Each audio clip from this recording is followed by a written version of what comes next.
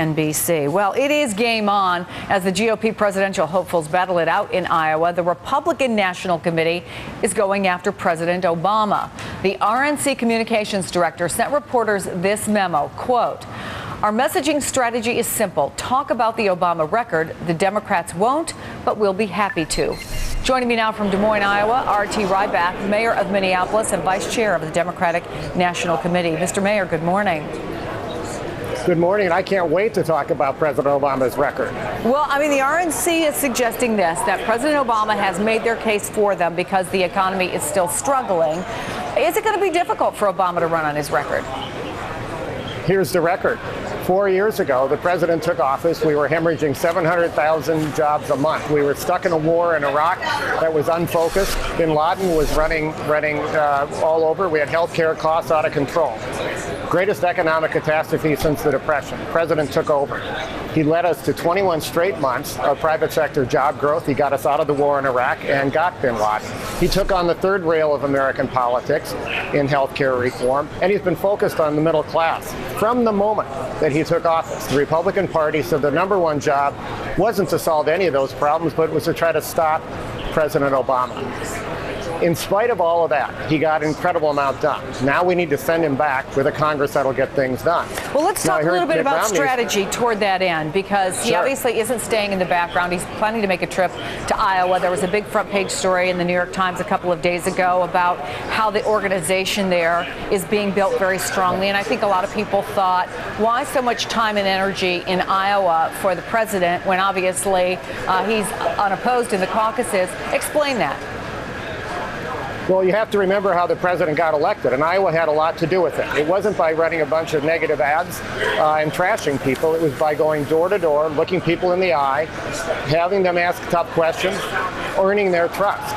And that's what we've done. We have more offices in Iowa than any Republican candidate. Meanwhile, what's happened is that Mitt Romney, who spent millions 4 years ago, has had an operation here for all these years, spent millions more to attack others, and the entire field collapses, and he still can't win the hearts and minds of Iowans. President Obama won the hearts and minds of Iowans, and we're going to continue to do that one by one. But it does seem that Mitt Romney is peaking at the right time. We were talking about this a little earlier, and now he is really making a hard push in Iowa. He put out another new ad today, and it looks like he's almost unbeatable in New Hampshire, where he has a home.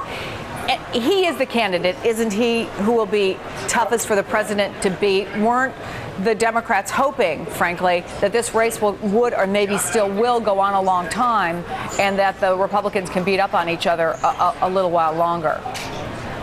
There's no doubt you'd rather have the other team fighting each other.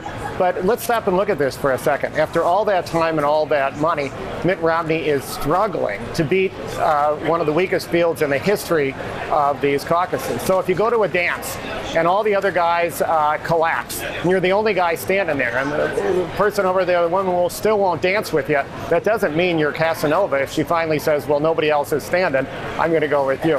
That's really what's happening in this caucus. And the reality is this, that if Mitt Romney is going to talk about, as his advisor was just saying, being an economic superpower, we're going to talk about the fact that we made 12 million cars in this country last year, 1 million more than last year. That's because President Obama stepped up and saved the American auto industry. Mitt Romney said we should have let it collapse. I don't think being a superpower means letting China and everybody else make cars. So the key to it is the president's got a record to run on, but more important, the future here is whether we keep moving forward or whether we go back to the failed economic policies of George Bush and Mitt Romney that got us into this mess in the first place. And I'll stick with President Obama's chances in that one. Well, I just want to make mention of the fact there's a lot of security behind you suddenly, and it's not for you, Mayor. It apparently is because Newt Gingrich is going to be showing up. But we do appreciate your time, Mayor Rybak. Thank you so much. Happy New Year. Thanks a lot.